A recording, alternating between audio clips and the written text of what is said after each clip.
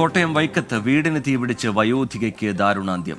ഇടയാഴം സ്വദേശി മേരിയാണ് മരിച്ചത്. സംസാരശേഷിയും കേൾവിയുമില്ലാത്ത വയോധിക വീട്ടിൽ ഒറ്റയ്ക്കായിരുന്നു താമസം. ടോബി ജോൺസൺ വിവരങ്ങളുമായി ചേരുന്നുണ്ട് കോട്ടയത്ത് നിന്ന്. ടോബി, വളരെ വേദനാജനകമായ വാർത്തയാണ്. എന്താണ് സംഭവിച്ചത്? ഇങ്ങനെ തീപിടിക്കാനുള്ള കാരണം എന്താണ്?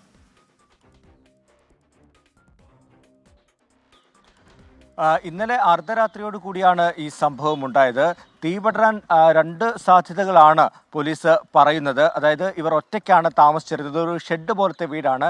ഒപ്പം തന്നെ ഇവർക്ക് പരിസരങ്ങളിൽ നിന്നും മറ്റും പെറുക്കി ശേഖരിക്കുന്ന പേപ്പറുകളും പ്ലാസ്റ്റിക്കുകളും ഒക്കെ ഇവരുടെ വീട്ടിലുണ്ടായിരുന്നു. കറണ്ട് ഇല്ലാത്തത് കൊണ്ട് തന്നെ, വൈദ്യുതി ഇല്ലാത്തത് കൊണ്ട് തന്നെ മെഴുകുതിരി കത്തിച്ചു വെച്ചാണ് ഇവർ രാത്രികാലങ്ങൾ ഉറങ്ങിയിരുന്നത്. അതോടൊപ്പം തന്നെ വീട്ടിനുള്ളിൽ തന്നെയാണ് ഈ പാചകം ചെയ്തിരുന്നതും. അതും ഈ കിടപ്പുമുറിയുമായി വളരെ അടുത്താണ്. വളരെ ചെറിയൊരു കുടില് പോലത്തെ ഒരു വീടാണ് ഇവരുടേത്.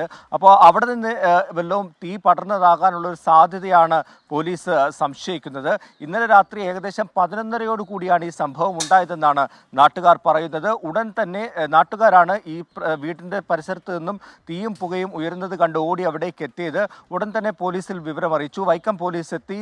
അതുപോലെ തന്നെ തൊട്ടു പിന്നാലെ ഫയർഫോഴ്സും എത്തി. തീ അണച്ചുവെങ്കിലും ഇവരുടെ ജീവൻ രക്ഷിക്കാൻ സാധിച്ചില്ല. കോട്ടയം മെഡിക്കൽ കോളേജിലേക്കാണ് പെട്ടെന്ന് തന്നെ ഇവരെ കൊണ്ടുവന്നത്. പക്ഷേ ദേഹമാസകലം വെന്ത നിലയിലായിരുന്നു. അങ്ങനെ മരണത്തിന് കീഴ്പ്പെടുകയായിരുന്നു എന്നാണ് നമുക്ക് മനസ്സിലാക്കാൻ സാധിക്കുന്നത്. എന്തായാലും വൈക്കം പോലീസ് തുടർ നടപടികൾ സ്വീകരിച്ചു വരികയാണ്. ടോബി ജോൺസൺ കോട്ടയത്ത് നിന്ന് വിവരങ്ങൾ നൽകുകയായിരുന്നു.